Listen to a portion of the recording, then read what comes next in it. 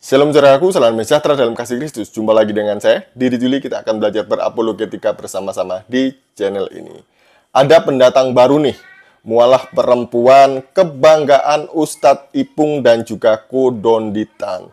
Jadi dia ini digadang-gadang sebagai mualaf yang cerdas dan dulunya dia ini punya posisi strategis di gereja. Tidak kalah mentereng dengan Ustadz Kainama dulunya ya. Jadi punya banyak keahlian yang membuat dia ini memiliki jabatan yang tidak ecek-ecek katanya. Sebelumnya mari kita bersama-sama melihat kesaksian mualaf berikut ini.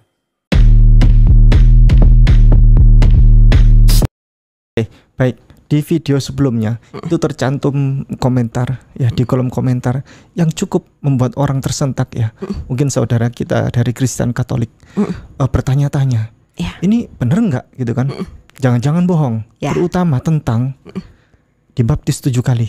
Benar 7 atau 9? 7 kali. 7 kali. Ini apa itu? 7 kali. Kenapa itu? Ada apa itu? Nah, ini untuk dasar fondasinya ya. Untuk di Kristen itu supaya bisa mengerti kenapa kok bisa ada orang yang dibaptis berkali-kali. Ya. Ini karena posisinya saya bukan masuk sebagai orang awam. Saya bukan masuk sebagai jemaat. Saya masuk sebagai part dari penyembah. Penyembah tertinggi. Karena di gereja itu hal yang paling khusyuk, hal yang paling penting adalah keseluruhan proses ibadah tersebut. Yang pertama yang paling penting adalah khotbah, dia itu pendeta. Itu kenapa pendeta harus sekolah. Harus sekolah STH. Nah, yang di mimbar-mimbar itu semuanya itu harus sudah dikuduskan istilahnya. Dan dikuduskan itu dalam maksud seperti begini. Setiap gereja di Kristen itu mempunyai fondasi mereka yang berbeda-beda. Mereka punya ajaran terkhusus yang mereka sendiri dan konsep keimanan mereka yang juga terdetail secara sendirinya. Kenapa saya harus dibaptis sampai 7 kali? Karena saya yang memegang setengah dari alur penyembahan dan setengah dari ibadah. Itu ditentukan oleh penyembahan di depan. Kalian bisa mengerti khotbah atau tidak, kalian bisa hati kita akan bisa terbuka untuk bisa mendengarkan khotbah dengan baik adalah jika penyembahannya itu benar dan tepat. Jadi setiap baik pemusik di mimbar itu ada worship leader, urutannya worship leader, pemusik dan singer. 3 komposisi ini harus tiga-tiganya. Saya sudah pernah 3-tiganya. Oh. Karena saya bisa 3-tiganya. Worship leader, pemusik dan singer. Betul. Nah, itulah kenapa saat saya berpindah gereja dan di situ saya memegang posisi pianis utama, saya harus dibaptis ulang. Karena saya beda gereja karena saya harus mengerti konsep keimanan gereja itu apa. Dan saat dibaptis itu, sebelum dibaptis, pelajaran itu yang harus kita diajarkan. Jadi istilahnya kalau mau jadi pengacara itu harus punya sertifikat hukum. Betul. Sekolah pengacara. Harus sekolah pengacara dan harus disertifikasi secara berkala. Betul. Begitu juga yang sama dengan di gereja. Saat kita memasuki gereja baru, kalau saya ingin masuk ke mimbarnya, saya harus mengerti jelas apa. Itu kenapa saya bisa baptis sampai 7 kali dan punya 7 nama baptis yang berbeda. Contoh. Seingat saya nama saya itu ada Esther. Esther. Satu tuh Esmeralda. Satunya lagi saya cuma ingat 3. Satunya lagi Elianos atau sesuatu. Saya lupa. Yang ketiga saya lupa. Nah, tuh ya, Bapak Ibu sudah melihat ya kesaksian dari mualaf ini. Katanya dia ini dulunya di Kristen itu dia masuk dalam anggota penyembah tertinggi. Anggota penyembah tertinggi. Itu apa ya? Istilah ini kayaknya baru ya saya dengar ya. Anggota penyembah tertinggi. Kayak penghulu malaikat aja ya. Malaikat yang jatuh mungkin. Nah, dia katakan bahwa dia punya beberapa keahlian. Termasuk dia song leader juga. Kemudian main musik dan juga singer. Dia juga bisa lakukan semuanya itu ya. Dan lucunya karena dia termasuk dalam anggota penyembah tertinggi, maka dia dibaptis sampai 7 kali. Saya juga baru dengar ini bahwa ada orang Kristen pelayan Tuhan dibaptis sampai 7 kali.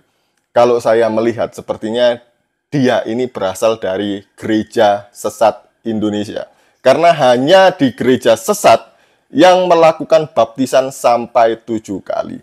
Di mana-mana baptisan itu hanya dilakukan 1 kali, kecuali apabila yang bersangkutan dalam perjalanannya sebagai seorang Kristen, kemudian dia mualaf atau dia terpengaruh oleh ajaran-ajaran palsu seperti Saksi Yehova, Mormon, dan lain sebagainya. Kemudian dia mau balik lagi ke Kristen. Nah, itu wajib untuk dibaptis ulang karena dia sudah menyangkal imannya yang pertama. Tapi kalau orang itu baik-baik saja iman Kristennya, gitu ya, pindah-pindah gereja pun itu juga tidak akan dibaptis berulang-ulang.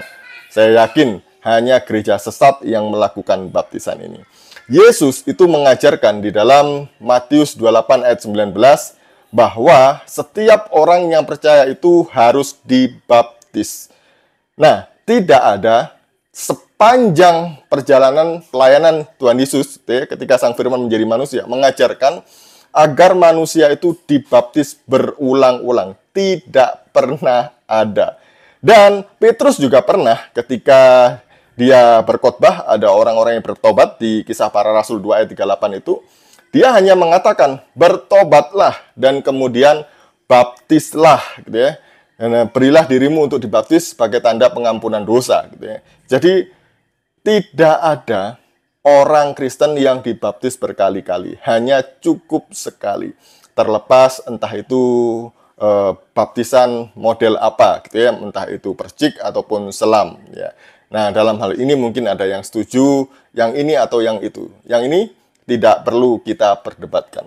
Tapi inti dari baptisan sebenarnya adalah tanda bahwa orang itu sudah percaya Yesus, menerima dia sebagai Tuhan dan Juru Selamatnya. Jadi dia dibenamkan di dalam air ataupun dipercik itu sebagai tanda bahwa dia sudah mati dan kemudian bangkit seperti yang Yesus alami.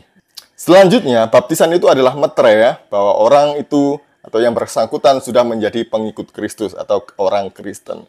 Dan juga baptisan sebagai tanda pertobatan dan juga tanda pengampunan dosa. Bahwa yang bersangkutan sudah bertobat dan dosanya sudah diampuni karena sudah percaya bahwa Yesus adalah Tuhan dan Juru Selamat pribadinya. Jadi itu ya, mualaf ini memang ngaco-ngaco ya, ngasal-ngasal. Ya, kalau dia dari gereja yang benar, dia tidak akan melakukan hal-hal seperti ini. Kalau dia adalah seorang pelayan Tuhan yang sungguh-sungguh, maka dia tidak akan meninggalkan imannya. Kalau dia adalah seorang Kristen yang sungguh-sungguh, maka dia tidak mudah digoyahkan imannya oleh pengajar-pengajar sesat atau apapun itu. Masalah, persoalan, apapun itu tidak akan pernah goyah. Demikian dari saya. Shalom, salam waras, Tuhan Yesus memberkati.